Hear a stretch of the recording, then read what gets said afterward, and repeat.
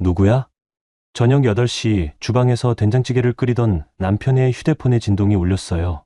순간적으로 제 시선을 휴대폰으로 향했고 저는 선명한 네 글자를 보고야 말았어요. 보고 싶다. 그 화면을 보지 않았더라면, 그랬다면 제 인생은 그때까지 그랬던 것처럼 평범하게 흘러갔을까요? 지금도 저는 가끔 그런 생각을 해요. 발신자는 가람이라고 적혀 있었죠. 아, 회사 후배야. 업무 관련된 거. 남편이 급하게 휴대폰을 뒤집으면서 제 눈을 피했어요. 15년을 같이 산 사람의 거짓말은 금세 알 수 있었습니다. 잠시 후 다시 울리는 진동음. 한 번, 두 번, 세 번. 그 순간 제 손이 먼저 움직였어요. 남편의 휴대폰을 향해 뻗어진 제 손을 보며 깨달았습니다. 아, 이제 모든 게 끝났구나. 내가 전화 받을까? 안 돼. 남편이 소리쳤어요. 너무 늦었어요. 저는 이미 결심했거든요. 그때는 몰랐어요. 이 작은 메시지 하나가 15년 결혼 생활을 송두리째 바꿔놓을 거라는 걸. 그리고 41살 평범한 아내가 선택하게 될 계획이 얼마나 잔혹할지를 말이에요. 여러분의 구독, 좋아요는 더 많은 사연을 만드는 힘이 됩니다. 안녕하세요. 저는 한서진입니다. 41살이에요. 수도권 외곽 오래된 아파트에서 남편과 단둘이 살고 있습니다. 세무사무소에서 10년째 격리 일을 하고 있어요. 숫자와 함께하는 시간이 길어서 그런지 작은 변화도 금세 눈에 들어오죠. 그날 저녁도 그랬습니다. 늦가을이었어요. 날씨가 쌀쌀해져서 코트를 입고 다니기 시작한 때였습니다. 회사에서 늦은 야근을 마치고 아파트 계단을 올라가는데 우리 집 현관문 앞에서부터 뭔가 달랐어요. 평소에는 텔레비전 소리만 들렸는데 그날은 주방에서 칼질하는 소리가 났거든요. 톡톡톡 리듬감 있게 뭔가를 써는 소리였습니다. 현관문을 열고 들어서니 고소한 기름 냄새가 풍겼어요. 파 볶는 냄새도 났고 된장찌개 끓는 냄새도 났습니다. 이상했어요. 남편이 요리를 하다니. 신발을 벗고 거실로 걸어가니 주방에서 앞치마를 두른 남편의 뒷모습이 보였습니다. 박도현, 제 남편이에요. 45살이고 중소철물업체에서 과장으로 일하죠. 키가 크고 어깨가 넓은 편이에요. 15년을 같이 살면서 앞치마 두른 모습은 처음이었습니다. 당신이 요리를 해? 물으니까 남편이 돌아보며 웃었어요. 평소보다 훨씬 환한 미소였는데 왜인지 어색했습니다. 억지로 만든 것 같은 느낌이었어요. 어서 와. 오늘 일찍 끝나서 저녁 준비했어. 남편의 목소리도 평소보다 밝았습니다. 마치 라디오 진행자처럼 경쾌했어요. 그런데 우리 집은 원래 조용한 집이거든요. 서로 말이 많지 않은 편이에요. 식탁을 보고 깜짝 놀랐습니다. 평소에는 김치찌개 하나에 밥 2그릇 정도로 대충 먹던 우리 집 식탁이 아니었거든요. 하얀 접시에 나물 3가지를 정성스럽게 담아놨고 김치도 예쁘게 썰어서 접시에 놓았어요. 젓가락도 가지런히 놓여 있었습니다. 가운데에는 뚝배기에 된장찌개가 보글보글 끓고 있었어요. 두부도 네모반 듯하게 썰어 넣었더라고요. 평소 남편이 된장찌개는 그냥 된장 풀고 끝이라고 말하던 사람인데 말이에요. 뭔가 이상했습니다. 결혼기념일도 아니고 제 생일도 아니고 특별할 게 없는 화요일 저녁인데 말이에요. 무슨 특별한 날이야? 손가방을 소파에 놓으면서 물었어요. 그냥. 당신이 요즘 힘들어 보여서. 남편의 대답이었는데 저는 힘들다고 말한 적이 없었어요. 오히려 요즘 회사에서 새 프로젝트를 맡아서 재밌게 일하고 있었거든요. 야근도 그 때문이었고요. 힘든 거 없는데? 아니야. 표정이 어두워 보였어. 남편이 밥을 퍼주면서 말했습니다. 그런데 제가 언제 표정이 어두웠나요? 오히려 요즘 기분이 좋았는데 말이에요. 남편이 이것저것 물어보기 시작했어요. 회사 일은 어떤지, 과장님은 괜찮은지, 점심은 뭐 먹었는지. 평소에는 응 정도로만 대답하고 휴대폰만 보던 사람이 갑자기 관심을 보이니까 더 이상했습니다. 오늘 회사에서 뭐 했어? 월말 정산이랑 세금 계산서 처리했지. 평소와 같아. 힘들지 않았어? 아니, 괜찮았어. 그래도 많이 피곤해 보이는데. 계속 제가 힘들다고 우기더라고요. 마치 제가 힘든 게 기정사실인 것처럼요. 그때였습니다. 남편의 휴대폰이 식탁 위에서 불빛과 함께 진동했어요. 메시지 알림이었습니다. 화면이 환해지면서 미리 보기가 떴어요. 발신자 이름은 가람이었습니다. 한글로 쓰여 있었어요. 그리고 그 아래 짧은 문장이 보였습니다. 보고 싶다. 네 글자였어요. 하지만 그 네 글자가 제 가슴을 쿵 내려앉았습니다. 마치 누군가가 제 심장을 주먹으로 친 것 같았어요. 남편이 급하게 휴대폰을 뒤집었습니다. 그러면서 제 얼굴을 슬쩍 봤어요. 당황한 표정이었습니다. 눈동자가 흔들렸고 입술이 말라 보였어요. 손가락으로 화면을 만지작거리는 게 보였습니다. 누구야? 조용히 물었어요. 목소리가 평소보다 낮게 나왔습니다. 제 자신도 놀랄 정도로 차분했어요. 아, 회사 후배. 업무 관련된 거야. 남편이 대답했지만 업무 관련 메시지가 보고 싶다일까요? 더구나 저녁 7시 20분에요. 퇴근 시간이 훨씬 지났는데 말이에요. 저는 숟가락을 내려놓았습니다. 갑자기 밥맛이 사라졌거든요. 15년 동안 한 번도 의심해 본 적 없는 사람이었는데 그 순간 모든 게 다르게 보였어요. 남편이 오늘 유난히 다정했던 것도, 평소에 안 하던 요리를 한 것도, 계속 제가 힘들다고 말한 것도 다 이유가 있었던 거예요. 죄책감이었구나 하는 생각이 들었습니다. 밥 왜 안 먹어? 남편이 물었어요. 걱정하는 척했지만 눈빛은 불안해 보였습니다. 배가 별로 안 고파. 짧게 대답했어요. 사실 배가 고팠는데 갑자기 음식이 목으로 넘어가지 않을 것 같았거든요. 남편의 휴대폰이 또 진동했습니다. 이번에는 남편이 재빨리 집어들었어요. 화면을 보는 얼굴이 미묘하게 변했습니다. 당황하는 것 같기도 하고 뭔가 결정을 내리는 것 같기도 했어요. 화장실 좀 다녀올게. 남편이 일어서면서 휴대폰을 들고 갔습니다. 전화를 하려는 건지 메시지를 보내려는 건지 뻔했어요. 혼자 식탁에 앉아 있으니 정적이 흘렀습니다. 된장찌개는 여전히 보글보글 끓고 있었고 밥에서는 하얀 김이 올라왔어요. 정성스럽게 차린 저녁상인데 이제는 다 차갑게 느껴졌습니다. 저는 젓가락을 만지작거리면서 생각했어요. 가람이 누굴까? 어떤 사람일까? 나이는 몇 살일까? 예쁠까? 남편보다 어릴까? 화장실에서 남편의 목소리가 새어나왔습니다. 낮게 속삭이는 소리였는데 정확한 말은 못 들었지만 톤이 달랐어요. 저한테 하는 목소리와는 완전히 달랐습니다. 더 부드럽고 더 다정했어요. 그때 깨달았습니다. 지금까지 제가 지켜온 건 집이 아니라 착각이었다는 거려. 행복하다고 믿었던 15년이 사실은 혼자만의 생각이었을지도 모른다는 거려. 가슴 한편이 시려왔어요. 마치 찬바람이 불어오는 것 같았습니다. 남편이 화장실에서 나왔습니다. 평소보다 훨씬 밝은 표정이었어요. 거의 웃고 있다시피 했습니다. 미안, 급한 전화였어. 업무 관련? 다시 물었습니다. 이번에는 눈을 똑바로 보면서요. 응, 내일 회의 준비 때문에. 거짓말이었습니다. 남편의 눈동자가 흔들렸거든요. 15년을 같이 산 사람의 거짓말은 금세 알 수 있어요. 더구나 남편 회사는 내일이 수요일인데 무슨 회의를 저녁에 준비한다는 건지요. 저는 조용히 일어났습니다. 그리고 남편의 휴대폰을 향해 손을 뻗었어요. 확인하고 싶었거든요. 정말로 제가 생각하는 게 맞는지. 뭐 하는 거야? 남편이 깜짝 놀라며 휴대폰을 움켜잡았습니다. 그 반응으로 확신했어요. 제 직감이 틀리지 않았다는 거요. 아무것도. 저는 손을 거두었습니다. 그리고 설거지를 시작했어요. 찬물에 그릇을 담그면서 생각했습니다. 이제 어떻게 해야 할까요? 소리 지르고 따질까요? 울면서 매달릴까요? 모른 척하고 넘어갈까요? 아니었습니다. 저는 다른 길을 택했어요. 확실히 알고 싶었거든요. 의심이 아니라 확신을 원했습니다. 남편은 거실로 가서 텔레비전을 켰어요. 평소처럼 뉴스를 보기 시작했습니다. 아나운서가 경제 뉴스를 읽고 있었어요. 하지만 남편은 계속 휴대폰을 만지작거렸습니다. 화면을 켰다 껐다 하면서요. 저는 설거지를 마치고 남편 옆에 앉았습니다. 소파가 살짝 꺼지면서 남편이 저를 봤어요. 당신, 뭔가 말할 게 있지 않아? 남편이 텔레비전 소리를 줄이고 저를 똑바로 봤습니다. 잠깐 망설이는 것 같았어요. 입술을 한번 핥고 고개를 갸웃했습니다. 하지만 이내 고개를 저었어요. 없는데. 왜 그래? 그냥. 더 이상 묻지 않았습니다.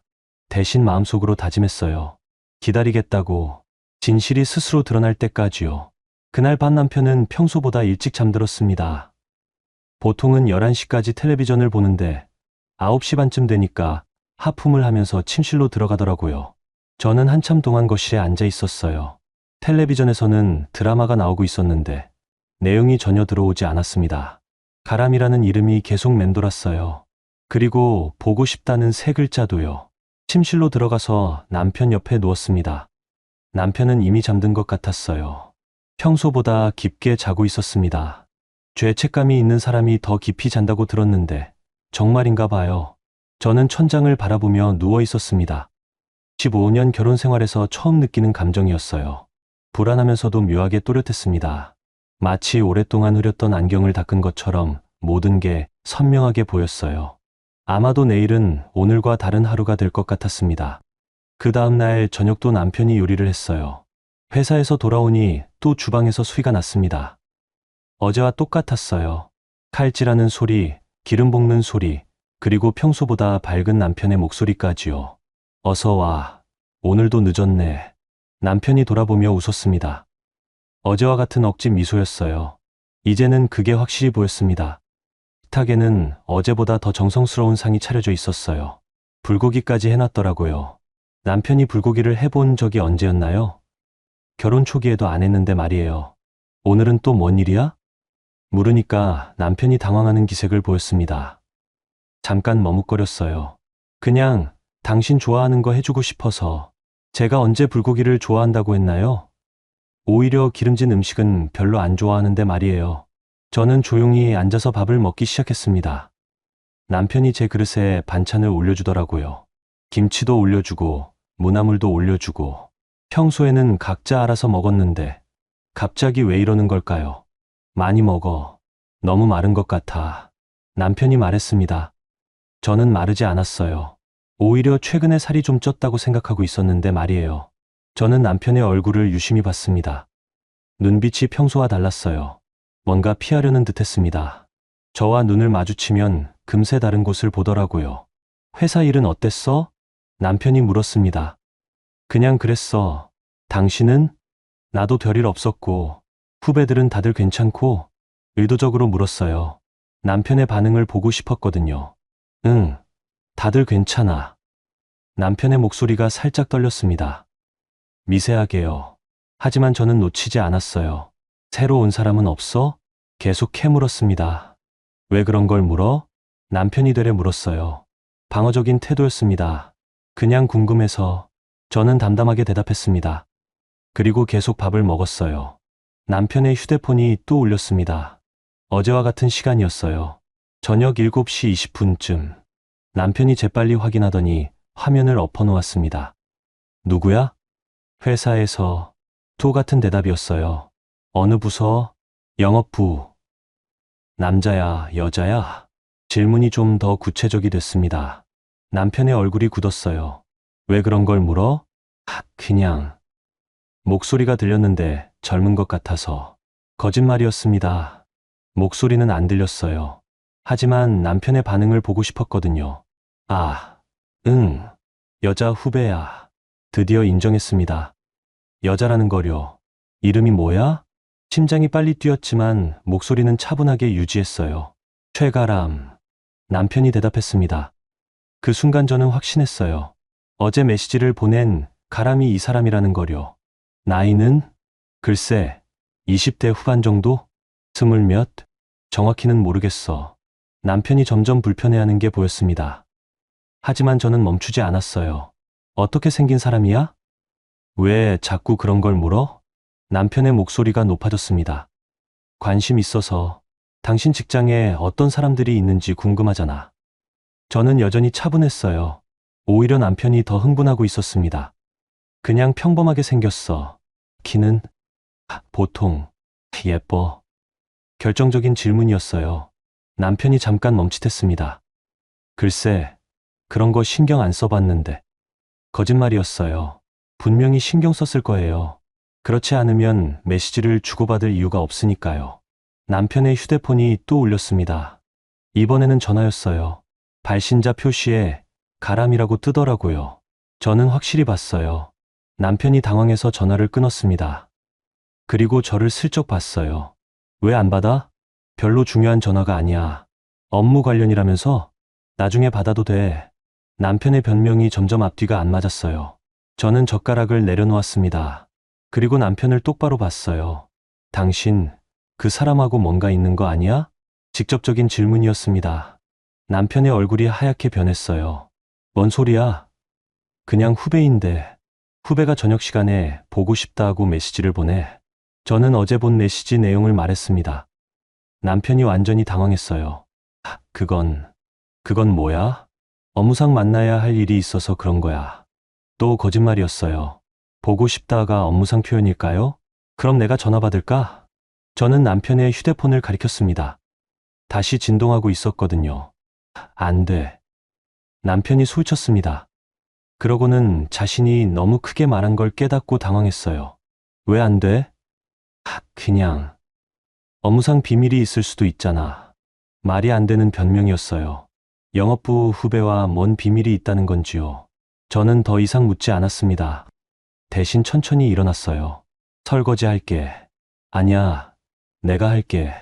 남편이 급하게 말했습니다. 뭔가 저를 달래려는 듯 했어요. 괜찮아. 저는 그릇들을 치우기 시작했습니다. 남편은 자리에 앉아서 휴대폰만 만지작거렸어요. 아마 그 가람이라는 사람한테 메시지를 보내고 있는 것 같았습니다. 설거지를 하면서 생각했어요. 이제 확실해졌습니다. 남편에게 다른 여자가 있다는 거요. 그것도 회사 후배라는 거요. 20대 후반이라고 했으니 30살도 안 됐겠네요. 저보다 10살 이상 어린 거예요.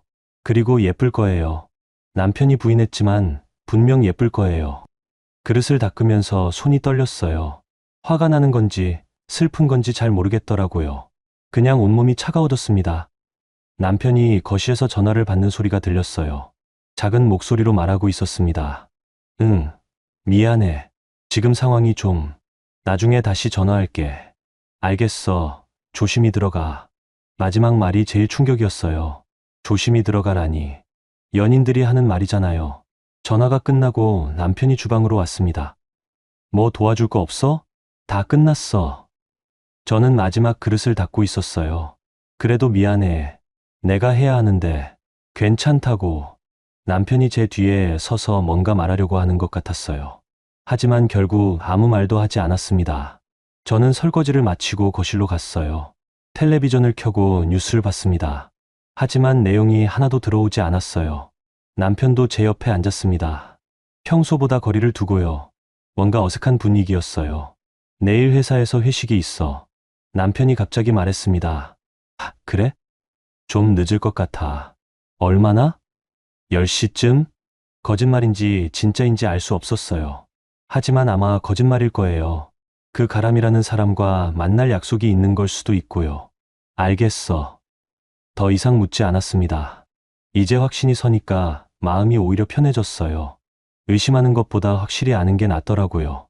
그날 밤도 남편은 일찍 잠들었어요. 저는 한참 동안 깨어 있었습니다. 최가람, 20대 후반, 남편 회사 영업부 후배. 이제 이름도 알고, 나이도 알고, 어디서 일하는지도 압니다. 하지만 아직 확실한 증거는 없어요.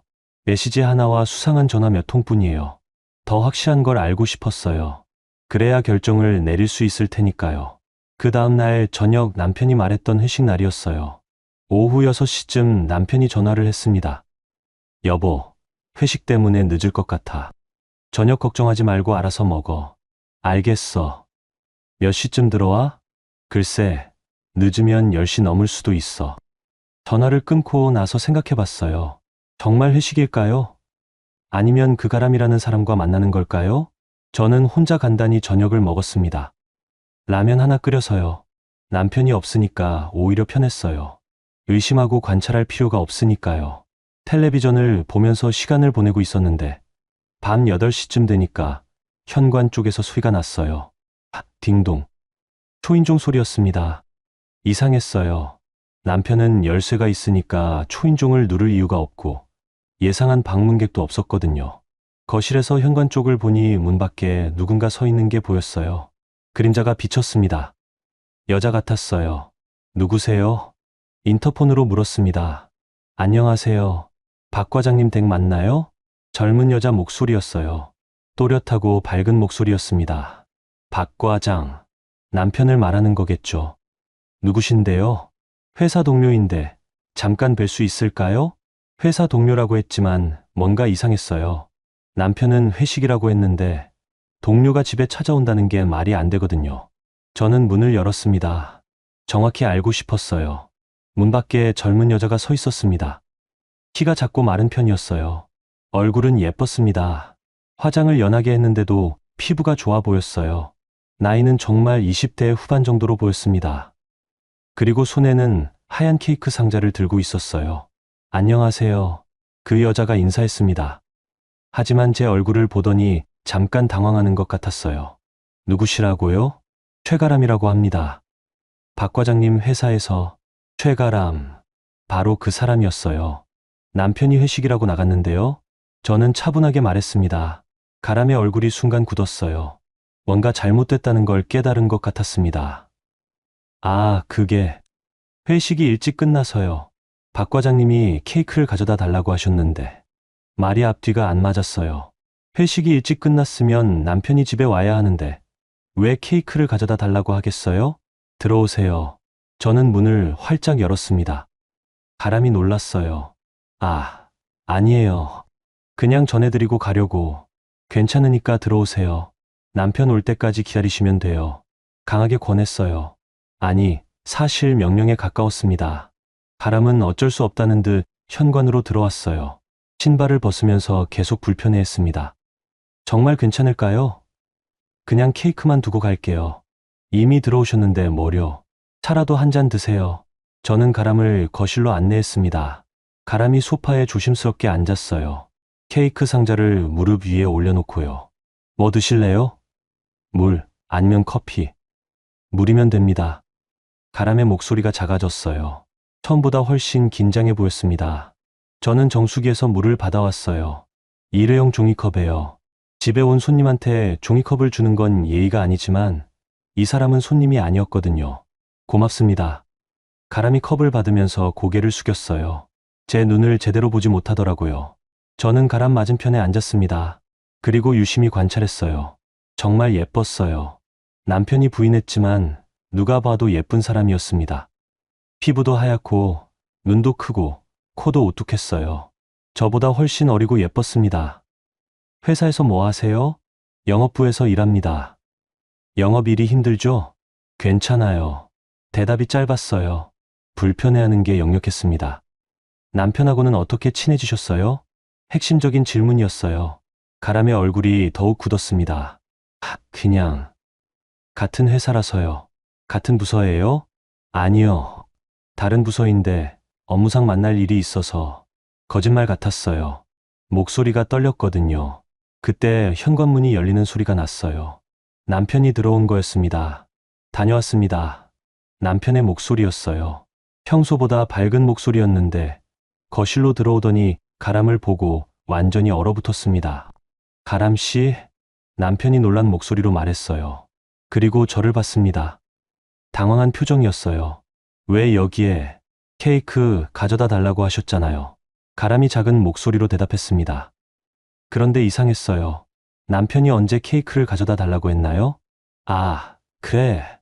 미안해. 남편이 어색하게 웃었습니다. 하지만 식은땀을 흘리고 있었어요. 저는 조용히 앉아서 두 사람을 번갈아 봤습니다. 둘 다 불편해하고 있었어요. 특히 남편은 거의 공황 상태였습니다. 회식은 어땠어? 저는 남편에게 물었습니다. 아, 응. 일찍 끝났어. 몇 시에? 8시쯤? 그럼 왜 지금 들어온 거죠? 8시에 끝났으면 1시간 전에 들어왔어야 하는데요. 그럼 어디 있었어? 1시간 동안? 남편이 머뭇거렸어요. 그냥. 바람 쐬고 왔어. 거짓말이었어요. 분명 가람과 함께 있었을 거예요. 가람 씨도 회식에 참석하셨어요? 저는 가람에게 물었습니다. 아니요. 저는 다른 부서라서. 그럼 어떻게 케이크를 가져다 달라고 했다는 건지요? 회식에도 참석 안 한 사람한테 그럼 어떻게 케이크 얘기를 들으셨어요? 가람이 대답하지 못했어요. 말문이 막힌 것 같았습니다. 남편이 끼어들었어요. 내가 회식 끝나고 전화했거든. 누구한테? 가람 씨한테. 왜? 케이크를 사다 달라고. 왜 갑자기 케이크를? 질문이 계속 이어졌어요. 남편의 대답은 점점 앞뒤가 안 맞았습니다. 그냥 당신이 좋아할 것 같아서. 제가 언제 케이크를 좋아한다고 했어요? 저는 케이크를 별로 좋아하지 않아요. 단 게 별로라서요. 남편이 모를 리 없는데요. 그냥. 남편이 말을 못 맞췄어요. 저는 가람이 들고 온 케이크 상자를 봤습니다. 예쁘게 포장되어 있었어요. 리본도 달려 있고요. 어디서 사셨어요? 근처 케이크 가게에서요. 혼자 사러 가셨어요? 결정적인 질문이었어요. 가람이 대답하지 못했습니다. 남편이 급하게 말했어요. 같이 갔어. 뭔 케이크가 좋을지 몰라서. 드디어 인정했어요. 함께 있었다는 거요. 회식 끝나고 같이 케이크 사러 갔다는 얘기네요? 응. 둘이서? 응. 다른 사람들은 안 갔고? 남편이 대답하지 못했어요. 거짓말이 들통난 거예요. 저는 조용히 일어났습니다. 그리고 가람을 봤어요. 케이크 고맙습니다. 잘 먹을게요. 가람이 안도하는 것 같았어요. 이제 갈 수 있다고 생각한 모양이었습니다. 그럼 저는 이만. 아직 차도 다 안 마셨는데요. 좀 더 계세요. 저는 가람을 말렸어요. 아직 끝나지 않았거든요. 남편과 가람이 어떤 관계인지 더 확실히 알고 싶었습니다. 가람이 들고 온 종이컵은 그대로 테이블 위에 있었어요. 물을 반쯤 마신 채로요. 남편이 소파에 앉으니까 저는 일어났습니다. 당신도 뭐 마실 거 있어? 응, 물 좀. 저는 주방으로 갔어요. 그리고 찬장에서 남편이 평소에 쓰는 머컵을 꺼냈습니다. 파란색 도자기 컵이에요. 결혼 기념품으로 받은 커플 컵 중 하나였습니다. 정수기에서 찬물을 받아서 남편에게 건넸어요. 남편이 고맙다는 듯 받았습니다. 가람이 그 모습을 보더라고요. 자신은 일회용 종이컵이고 남편은 예쁜 도자기 컵인거려. 얼굴이 미묘하게 변했어요. 저는 다시 제자리에 앉았습니다. 그리고 가람을 봤어요. 회사에서 일한 지 얼마나 되셨어요? 1년 정도요. 그럼 아직 신입이시네요. 네. 힘들지 않으세요? 새로운 환경에서 일하는 게. 가람이 잠깐 멈칫했어요. 제 질문에 뭔가 의도가 있다는 걸 눈치챈 것 같았습니다. 괜찮아요. 선배님들이 잘 도와주셔서. 선배님들이라고 했는데 시선은 남편을 향하더라고요. 특히 누가 많이 도와주나요? 직접적인 질문이었어요. 가람의 얼굴이 굳었습니다. 다들 잘 도와주세요. 그 중에서도 특별히 친한 분이 있으실 텐데요. 가람이 남편을 힐끔 봤어요.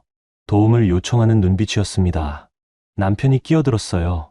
회사 사람들은 다 친하게 지내잖아. 그래도 더 친한 사람이 있을 거 아니야.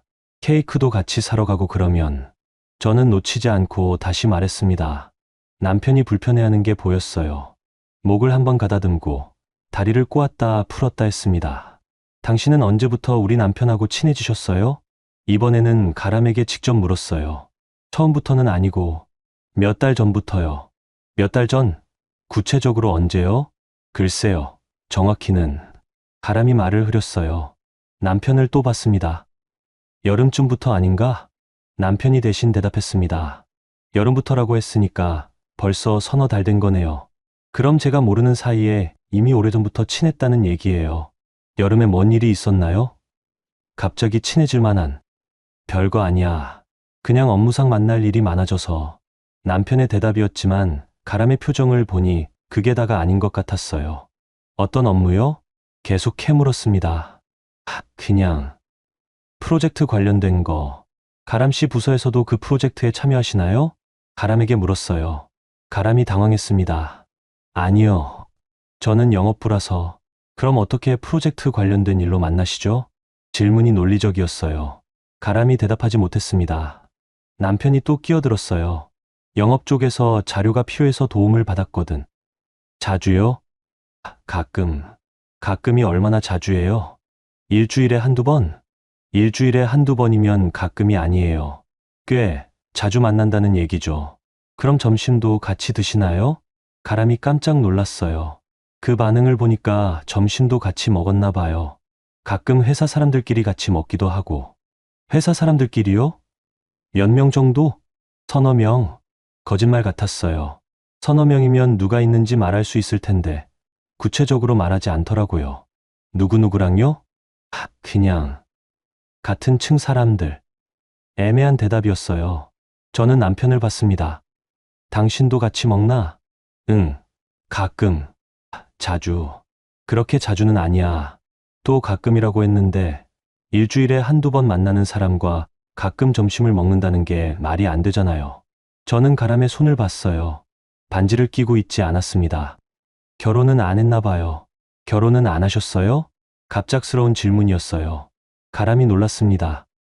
아직 안 했어요. 연인은 있으세요? 가람의 얼굴이 빨갛게 됐어요. 그리고 남편을 봤습니다. 의미심장한 눈빛이었어요. 그런 건 개인적인 일이라. 그냥 궁금해서요. 예쁘신데 연인이 없을까 해서. 가람이 더욱 당황했어요. 뭐라고 대답해야 할지 모르는 것 같았습니다. 남편이 시계를 봤어요. 시간이 늦었는데 가람 씨 집에 가야 하는 거 아니야? 가람을 보내려고 하는 거였어요. 더 이상 질문받기 싫어서요. 맞아요. 저 이제 가볼게요. 가람이 일어나려고 했습니다. 아직 물도 다 안 마셨는데요. 저는 가람의 종이컵을 가리켰어요. 반 넘게 남아 있었습니다. 괜찮아요. 많이 마셨어요. 그래도 다 마시고 가세요. 아까우니까. 강요에 가까웠어요. 가람이 어쩔 수 없이 다시 앉았습니다. 저는 가람을 자세히 봤어요. 정말 예뻤어요. 화장도 연하게 했는데 피부가 좋았습니다. 옷도 깔끔하게 입었고 향수 냄새도 좋았어요. 남편이 이 사람에게 끌릴 만하다는 생각이 들었어요. 저보다 10살 이상 어리고 예쁘고 활기차 보이니까요. 어디 사세요? 이 근처요. 혼자 사세요? 아니요. 룸메이트랑 같이. 집은 어떤 곳이에요? 오피스텔? 네. 가람이 점점 지치는 것 같았어요. 계속되는 질문에 피로해하고 있었습니다. 남편도 불편해하고 있었어요. 다리를 계속 떨고 있었거든요. 가람 씨, 우리 남편한테 고마워해요? 결정적인 질문이었어요. 네. 회사에서 도움을 많이 받으시잖아요. 고마워하시냐고요. 가람이 남편을 봤어요. 그리고 다시 저를 봤습니다. 네. 많이 도와주셔서 고마워해요. 어떻게 고마워해요? 그냥 말로. 말로만요? 가람이 입술을 깨물었어요. 가끔 커피도 사드리고요. 자주요? 가끔. 또 가끔이었어요. 모든 게 가끔이라고 하네요. 비싼 커피예요? 아니요. 그냥 자판기 커피. 자판기 커피라고 했는데 남편이 살짝 인상을 찌푸렸어요. 거짓말인 것 같았습니다. 저는 남편을 봤어요. 당신 자판기 커피 안 마시잖아? 남편이 당황했어요. 맞아요. 남편은 자판기 커피를 싫어해요. 쓰다고 해서 안 마십니다. 그냥 마시게 돼. 언제부터? 요즘. 왜 갑자기? 남편이 대답하지 못했어요. 저는 가람을 다시 봤습니다. 정말 자판기 커피예요? 가람의 얼굴이 하얗게 변했어요. 아니면 가끔 카페에서도. 드디어 진실이 나왔어요. 카페에서 커피를 사준다는 거였어요. 어떤 카페요? 회사 앞에 있는. 둘이서만 가요? 가람이 대답하지 못했습니다. 저는 이제 확신했어요. 이 둘이 그냥 동료가 아니라는 거요. 함께 카페에 가고 케이크도 같이 사러 가고 저녁 시간에 전화도 하는 사이라는 거요. 물 다 드셨네요. 이제 가셔도 돼요. 저는 가람의 빈 종이컵을 봤습니다. 언제 다 마셨는지 빈 컵이 되어 있었어요. 가람이 안도하며 일어났어요. 그럼 저 이제 가볼게요. 케이크 고맙습니다. 저는 정중하게 인사했어요. 하지만 목소리는 차가웠습니다. 가람이 현관으로 가면서 남편을 봤어요. 뭔가 말하고 싶어 하는 것 같았지만 제가 보고 있어서 그럴 수 없었습니다. 안녕히 가세요. 문이 닫히고 가람이 나갔어요. 저는 거실로 돌아와서 남편을 봤습니다. 남편은 머그컵을 들고 물을 마시고 있었어요. 손이 살짝 떨리고 있었습니다. 이제 둘만 남았어요. 가람이 나간 후 거실에는 정적만 남았어요. 저는 테이블 위에 놓인 2개의 컵을 봤습니다.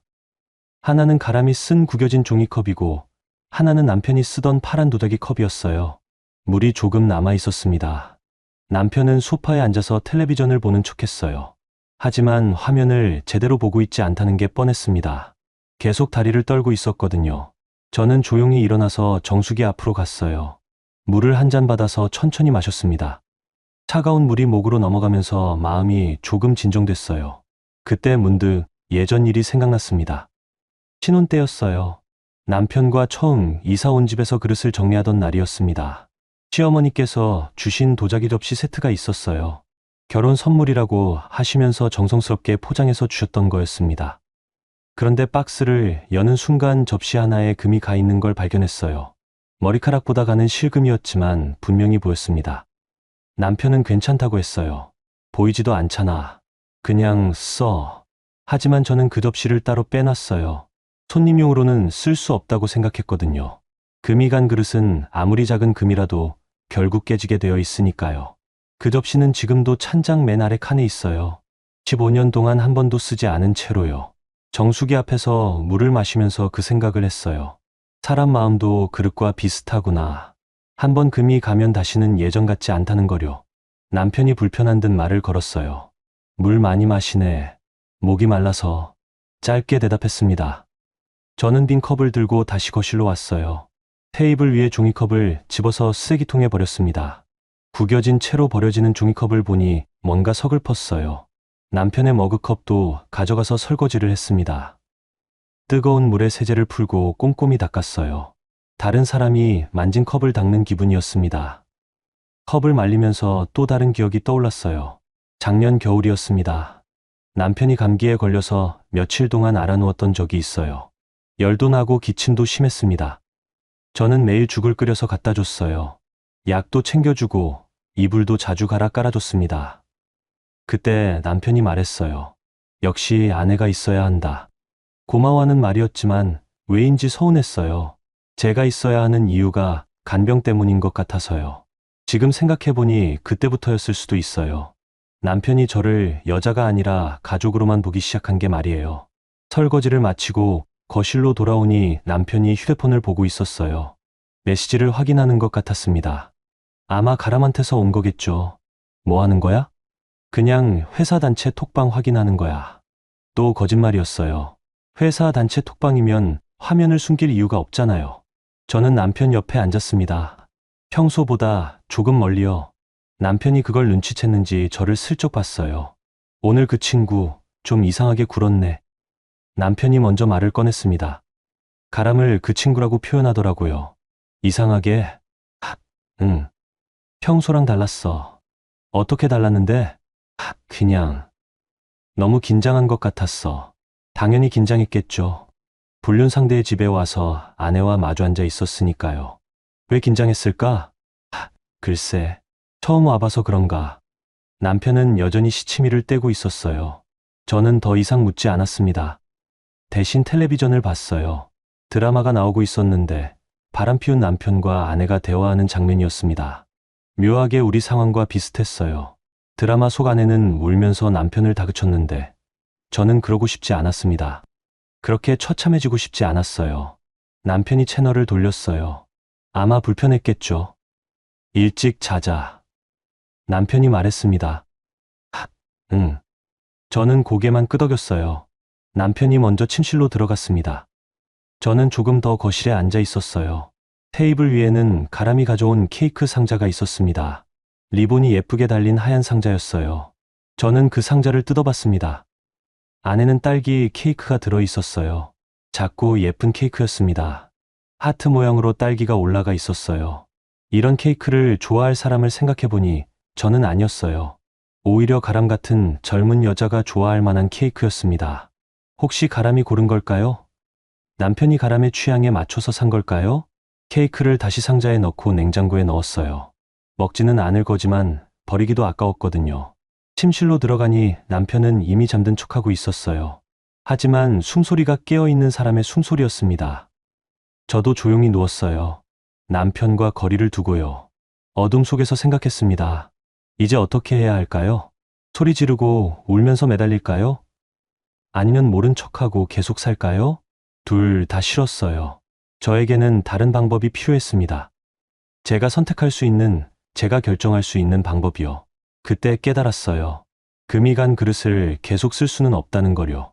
언젠가는 깨질 테니까요. 그렇다면 깨지기 전에 스스로 치워야겠다고 생각했습니다. 남편의 고른 숨소리가 들렸어요. 이제야 정말 잠든 것 같았습니다. 저는 잠들지 못했어요. 새벽까지 깨어서 생각했습니다. 내일부터는 모든 게 달라질 것 같았어요. 그 다음날 저녁 남편이 또 늦는다고 연락이 왔어요. 오늘도 회식이야. 늦을 것 같으니까 먼저 자. 이번에는 거짓말인지 진짜인지 확인할 생각도 없었어요. 어차피 중요한 게 아니었거든요. 저는 혼자 집에서 해야 할 일이 있었습니다. 남편이 나간 후 저는 거실 서랍을 열었어요. 맨 아래 칸에 평소에 잘 쓰지 않는 물건들을 넣어두는 곳이었습니다. 그 안에 작은 상자가 하나 있었어요. 가계부를 쓰려고 모아둔 영수증들이 들어있는 상자였습니다. 저는 꼼꼼한 편이라 큰 지출은 다 기록해두거든요. 상자를 꺼내서 거실 테이블에 놓았어요. 그리고 하나씩 꺼내기 시작했습니다. 최근 몇 달간의 영수증들이었어요. 남편이 카드로 결제한 것들을 제가 정리해둔 거였습니다. 처음에는 별다른 게 없었어요. 주유소, 편의점, 식당, 평범한 지출들이었습니다. 그런데 여름부터 이상한 지출들이 보이기 시작했어요.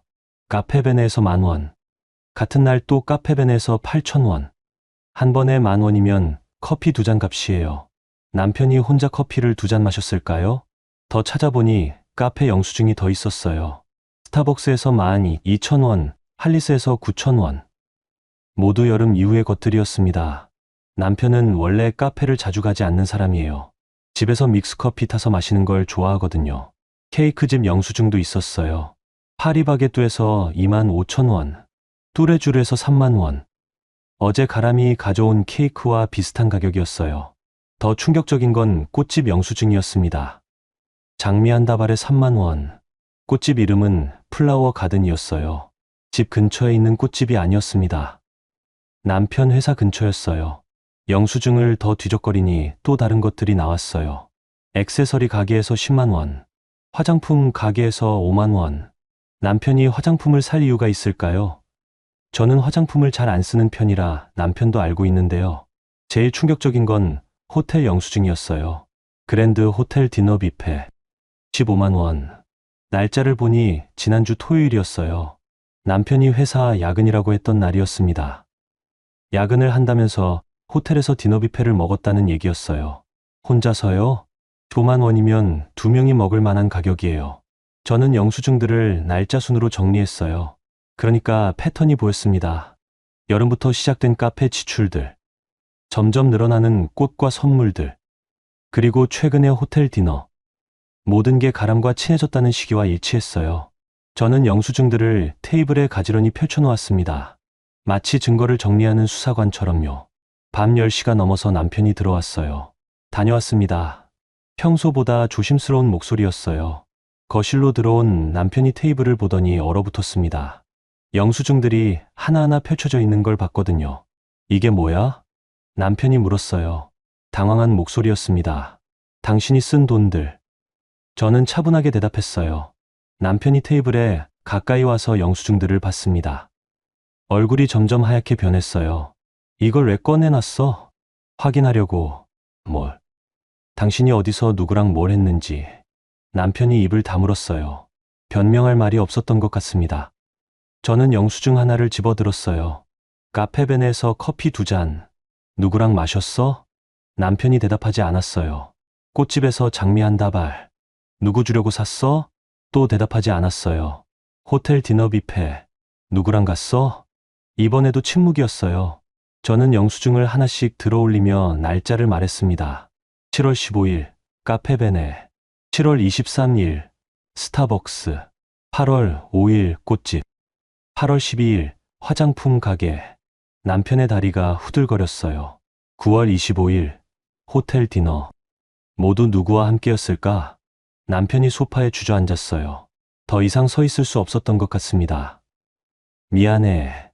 남편이 작은 목소리로 말했어요. 뭐가 미안한데? 모든 게 다 미안해. 구체적으로 말해봐. 남편이 고개를 들지 못했어요. 가람 씨랑 그런 사이야? 직접 물었어요. 남편이 고개를 끄덕였어요. 아주 작게요. 언제부터? 여름부터. 얼마나 심각해? 그냥 좋아하게 됐어. 좋아하게 됐다는 표현이 더 상처였어요. 일시적인 실수가 아니라 감정이 있다는 얘기였거든요. 저는 더 이상 묻지 않았어요. 궁금한 것도 없었고 들어야 할 말도 없었습니다. 대신 일어나서 안방으로 갔어요. 그리고 옷장에서 여행 가방을 꺼냈습니다. 옷들을 차근차근 개어서 넣었어요. 속옷, 양말, 화장품. 생활에 필요한 최소한의 것들만요. 남편이 뒤따라 들어왔어요. 뭐 하는 거야? 보면 아니야. 어디 가려고? 나가야지. 왜? 바보 같은 질문이었어요. 여기 있을 이유가 없으니까. 가방을 다 싸고 나서 서랍을 열었어요. 통장과 도장을 꺼내서 가방에 넣었습니다. 잠깐만, 얘기 좀 해보자. 남편이 말렸어요. 무슨 얘기? 이혼하자는 거야? 당신이 결정해. 저는 가방 지퍼를 올렸어요. 나는 가람 씨랑 끝낼게. 다시 잘해보자. 남편이 애원하는 목소리로 말했어요. 저는 고개를 저었어요. 늦었어. 왜? 아직 늦지 않았어. 진작에 늦었어. 당신이 거짓말하기 시작했을 때부터 남편이 제 팔을 잡으려고 했어요. 저는 피했습니다. 제발, 한 번만 기회를. 나는 당신을 믿었어. 15년 동안 단 한 번도 의심해 본 적 없었어. 제 목소리가 떨렸어요. 화가 나서가 아니라 서러워서였습니다. 그런데 당신은 몇 달 동안 나를 속였어. 매일매일. 남편이 울기 시작했어요. 정말 미안해. 정말 후회하고 있어. 후회는 하지 마. 당신이 선택한 거니까. 저는 가방을 들고 현관으로 향했어요. 남편이 따라오면서 계속 말렸지만 저는 돌아보지 않았어요. 현관에서 신발을 신으면서 마지막으로 말했어요. 내가 지켜온 건 집이 아니라 마음이었는데 이제 그럴 이유가 없어졌어. 문을 열고 나가는 순간 남편의 흐느끼는 소리가 들렸어요. 하지만 저는 뒤를 돌아보지 않았습니다. 밤 공기가 차갑게 얼굴을 스쳤어요. 하지만 마음은 오히려 따뜻했습니다. 이제 진짜 제 인생이 시작되는 것 같았어요. 그날 밤 저는 근처 모텔에서 잤어요. 가방 하나 들고 나온 상황에서 갈 곳이 별로 없었거든요. 시어머니께 가기도 싫었고 친구들한테 민폐를 끼치고 싶지도 않았어요. 모텔 침대에 누워서 천장을 바라봤습니다. 15년 만에 혼자 자는 밤이었어요. 무서울 줄 알았는데 의외로 편했습니다. 휴대폰이 계속 울렸어요. 남편의 전화였습니다. 받지 않았어요. 문자도 여러 통 왔는데 읽지 않고 지웠습니다. 다음 날 아침 일찍 교회에 갔어요. 아침 예배를 드리고 나서 상담실을 찾았습니다. 거기에 제 고향 친구 정수가 있었어요. 윤정수. 저와 같은 나이인 40살이에요. 고등학교 동창인데 몇 년 전부터 이 교회에서 상담 봉사를 하고 있었습니다. 심리학을 공부해서 자격증도 있어요. 서진아? 정수가 저를 보고 놀랐어요. 제가 평소에 교회에 자주 안 나왔거든요. 언니. 저는 정수를 불렀어요. 같은 나이지만 정수가 몇 달 빨라서 언니라고 부르거든요. 무슨 일이야? 얼굴이 안 좋은데. 정수가 걱정스럽게 물었어요. 저는 정수와 함께 상담실 소파에 앉았습니다. 작지만 아늑한 공간이었어요. 따뜻한 조명과 관엽식물들이 마음을 편안하게 해줬습니다. 언니, 나 어제 집에서 나왔어. 조용히 말했어요. 왜? 무슨 일인데? 정수가 놀라면서 물었습니다. 저는 처음부터 차근차근 말했어요. 남편의 이상한 행동, 가람이라는 여자, 영수증들, 그리고 어젯밤 일까지. 모든 걸 털어놨습니다. 말하는 동안 정수는 조용히 들어줬어요. 중간에 끼어들거나 판단하지 않았습니다. 그냥 고개만 끄덕이면서 들었어요. 다 말하고 나니 가슴이 후련했어요. 누군가에게 털어놓는다는 게 이렇게 큰 위안이 될 줄 몰랐습니다. 많이 힘들었겠다. 정수가 말했어요. 따뜻한 목소리였습니다. 응. 근데 지금은 괜찮아. 오히려 속이 시원해. 정말. 화나지 않아? 화는 나. 근데 그것보다 실망이 더 커. 정수가 휴지를 건넸어요. 제가 울고 있다는 걸 그제야 깨달았습니다. 이제 어떻게 할 거야? 모르겠어. 그래서 언니한테 상의하러 왔어. 정수가 생각에 잠겼어요. 한참 후에 입을 열었습니다. 일단 마음을 좀 더 정리하는 게 좋겠어. 지금은 너무 감정적인 상태니까. 감정적이야? 나는 오히려 차분한 것 같은데. 겉으로는 그래 보여도 속으로는 많이 힘들 거야. 15년 결혼 생활이 하루아침에 무너진 거잖아. 맞는 말이었어요. 저도 제 감정을 정확히 알 수 없었거든요. 복수하고 싶지는 않아? 정수가 물었어요. 글쎄, 처음에는 그런 생각도 했어. 근데 그러면 나만 더 피곤해질 것 같아. 현명한 생각이야. 정수가 고개를 끄덕였어요. 그럼 이혼할 거야? 당연하지. 더 이상 같이 살 수 없어. 위자료는? 그것까지는 생각 안 해봤어. 정수가 차를 끓여서 건넸어요. 따뜻한 대추차였습니다. 서진아, 내가 보기에는 너무 성급하게 결정하는 것 같아. 성급하다고? 응. 물론 남편이 잘못한 건 맞아. 근데 조금 더 냉정하게 생각해봐. 정수의 말이었어요. 뭘 더 냉정하게 생각해? 일단 경제적인 부분. 너 혼자 살아갈 수 있어? 생각해보니 그 부분은 제대로 고려하지 못했어요. 월급이 있으니까 괜찮지 않을까? 월급만으로 혼자 살기엔 빡빡할 거야. 전세금은 어떻게 하고? 맞았어요. 집의 전세금 대부분은 남편 명의였습니다. 그리고 이혼 절차도 만만하지 않아. 재산 분할, 위자료 문제 다 복잡해. 정수가 현실적인 얘기를 했어요. 그럼 어떻게 하라는 거야? 그냥 참고 살라는 거야? 그런 게 아니라 좀 더 계획적으로 접근하자는 거지. 정수가 찬찬히 설명했어요. 일단 변호사를 만나봐. 이혼 절차가 어떻게 되는지, 재산 분할은 어떻게 하는지 알아보고. 응. 그리고 당분간은 따로 살면서 생각할 시간을 가져. 감정이 정리되면 그때 최종 결정을 해도 늦지 않아. 합리적인 조언이었어요. 근데 언니, 나는 용서할 생각 없어. 절대로. 그건 내 마음이니까 존중해. 다만 용서하지 않는 것과 복수하는 건 다른 거야. 정수가 제 손을 잡았어요. 복수는 상대방을 망치는 게 아니라 자기를 망치는 거야.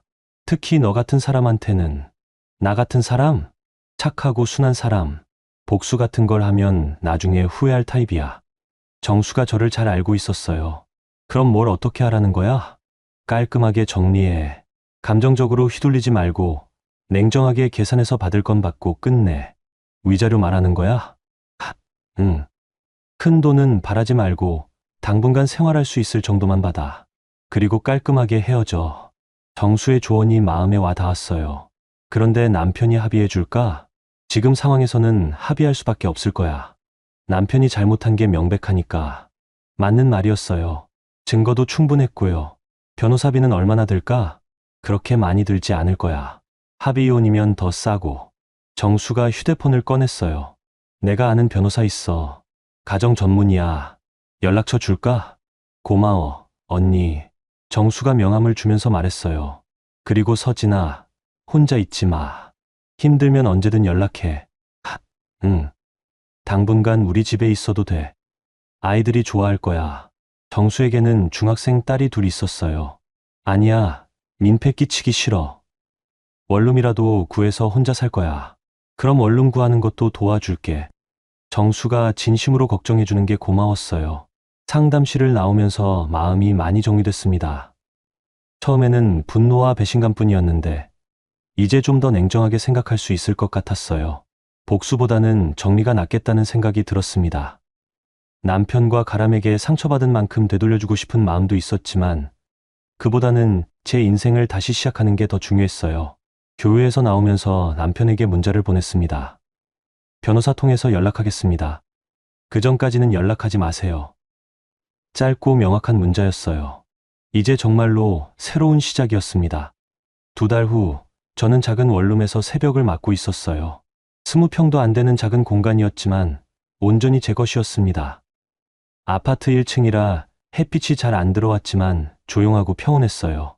창틀에는 작은 화분을 하나 놓았어요. 킨답서스라는 식물이었습니다. 정수가 집들이 선물로 가져다 준 거였어요. 처음에는 식물을 키울 자신이 없었는데 의외로 잘 자라더라고요. 매일 아침 일어나면 제일 먼저 하는 일이 물을 주는 거였어요. 그리고 새로 나온 잎사귀가 있나 확인하는 거였습니다. 오늘도 작은 잎이 하나 돋아나 있었어요. 오늘도 잘 자랐네. 혼잣말을 하면서 웃었습니다. 이혼 절차는 생각보다 순조롭게 진행됐어요. 남편이 모든 잘못을 인정하고 합의에 응했거든요.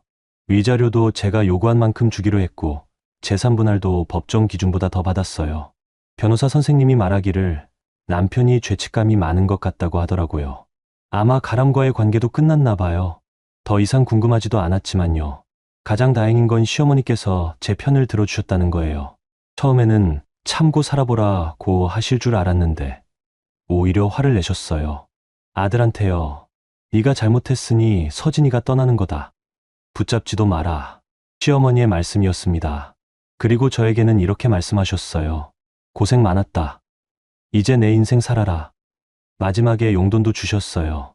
받기 싫었지만 정성이니까 받으라고 하셔서 감사히 받았습니다. 작은 원룸이지만 나름대로 예쁘게 꾸몄어요. 원목 테이블 하나, 작은 소파 하나, 침대 겸용 매트리스 하나. 최소한의 가구들이었지만 아늑했습니다. 벽에는 정수가 그려준 수채화 하나를 걸었어요. 바다 그림이었습니다. 넓고 푸른 바다가 마음을 편안하게 해줬어요. 매일 아침 6시에 일어나서 차를 끓입니다. 녹차나 대추차, 기분에 따라 다르게 마셔요. 그리고 창가에 앉아서 차를 마시며 하루를 시작해요. 예전에는 남편 아침 챙겨주느라 정신없이 바빴는데 이제는 여유가 있어요. 제 시간이 생긴 거예요. 회사도 더 열심히 다니게 됐어요. 이제는 제 월급이 전부니까 소중했거든요. 그런데 신기하게 일이 더 재밌어졌어요. 누군가를 뒷바라지하는 게 아니라 제가 원해서 하는 일이라는 생각이 들어서요. 과장님도 제 변화를 눈치채셨어요. 서진 씨, 요즘 표정이 좋아졌네. 그런 말씀을 하셨거든요. 저는 그냥 웃기만 했어요. 퇴근 후에는 가끔 정수를 만나거나 혼자 영화를 보러 가기도 해요. 처음에는 혼자 영화 보는 게 어색했는데 익숙해지니까 편했어요. 눈치 볼 사람도 없고 보고 싶은 영화만 보면 되니까요. 주말에는 집 정리를 하거나 근처 공원을 산책해요. 혼자 하는 산책이 이렇게 좋은 줄 몰랐어요. 어제는 아래층 할머니와 인사를 나눴어요. 계단에서 마주쳤는데 할머니가 먼저 말을 걸어주셨어요. 새로 이사 온 분이죠? 네. 안녕하세요. 혼자 사세요? 네. 그럼 가끔 반찬 나눠 먹어요. 할머니의 따뜻한 제안이었어요. 감사합니다. 요즘 얼굴이 참 좋아 보여요. 할머니가 웃으면서 말씀하셨어요. 제 얼굴이 좋아 보인다니. 스스로는 잘 몰랐는데 그런가 봐요. 거울을 보니 정말 예전과 달라진 게 느껴졌어요. 눈빛이 더 맑아진 것 같았고 입꼬리도 자연스럽게 올라가 있었어요. 15년 만에 찾은 제 얼굴이었습니다. 오늘 아침에도 차를 끓이고 창가에 앉았어요. 밖을 보니 동네 고양이가 담벼락 위를 걸어가고 있었습니다. 여유로운 걸음이었어요. 마치 세상에 무서울 게 없다는 듯이요. 저도 그런 기분이었어요. 더 이상 누구의 눈치를 보지 않아도 되고 누구를 위해 참지 않아도 돼요. 제가 원하는 대로 살면 되는 거예요. 물론 가끔 외로울 때도 있어요. 혼자 밥 먹을 때나 밤에 잠들기 전에요. 하지만 외로움보다 자유로움이 더 컸어요. 결혼 전 20대 시절의 자유로움과는 또 다른 거였어요. 그때는 미래에 대한 불안이 있었는데 지금은 그런 게 없어요. 제가 혼자서도 충분히 잘 살 수 있다는 걸 확인했거든요. 차를 다 마시고 회사 갈 준비를 했어요. 옷장에서 옷을 꺼내는데 예전보다 색깔이 밝은 옷들이 많아진 게 보였어요. 무의식적으로 밝은 색을 고르게 되더라고요. 오늘은 연보라색 블라우스를 입었어요. 남편은 제가 보라색 입는 걸 안 좋아했거든요. 촌스럽다고 했어요. 하지만 저는 보라색이 좋았어요. 거울 앞에서 머리를 단정하게 빗고 립밤을 발랐어요. 진한 화장은 안 하지만 기본적인 건 챙기게 됐어요. 가방을 들고 현관문을 나서는데 할머니가 계단을 올라오시더라고요. 어머, 출근하시는구나. 오늘도 예쁘네. 할머니가 웃으면서 말씀하셨어요. 감사합니다. 좋은 하루 되세요. 서진 씨도 좋은 하루 되세요. 할머니가 제 이름을 불러주셨어요. 며칠 전에 알려드렸거든요. 아파트를 나와 버스 정류장으로 걸어가면서 생각했어요. 이제 정말 새로운 삶이 시작됐구나. 그동안 많이 힘들었지만 그 과정을 거쳐서 지금의 제가 됐어요. 더 강해지고, 더 자유롭고, 더 행복한 제가요. 남편과 가람이 어떻게 살고 있는지는 모르겠어요. 알고 싶지도 않고요. 그건 제 인생과 상관없는 일이니까요. 중요한 건 제가 행복하다는 거예요. 버스가 왔어요. 창가 자리에 앉아서 창밖을 봤습니다. 아침 햇살이 따스하게 비치고 있었어요. 오늘도 좋은 하루가 될 것 같았습니다. 흔들렸던 마음은 이제 단단해졌고 앞으로 걸어갈 길이 환하게 열려 있었어요. 인생은 언제든 다시 시작할 수 있다는 걸 배웠습니다. 41살, 늦지 않았어요. 여러분, 서진의 이야기는 어떠셨나요? 때로는 인생에서 예상치 못한 배신과 상처를 받을 수 있지만 그 순간이 끝이 아니라는 걸 서진이 보여주었어요. 중요한 건 어떻게 대응하느냐입니다. 복수보다는 자신의 행복을 선택하고 당당하게 새로운 시작을 만들어가는 용기 말이에요. 나이는 숫자일 뿐 언제든 우리는 다시 시작할 수 있습니다. 오늘 영상이 작은 위로가 되셨다면 지금 구독 눌러보세요. 매일매일 더 재미있고 감동적인 이야기가 찾아옵니다. 댓글로 여러분의 이야기도 들려주시고 오늘도 행복한 하루 되세요.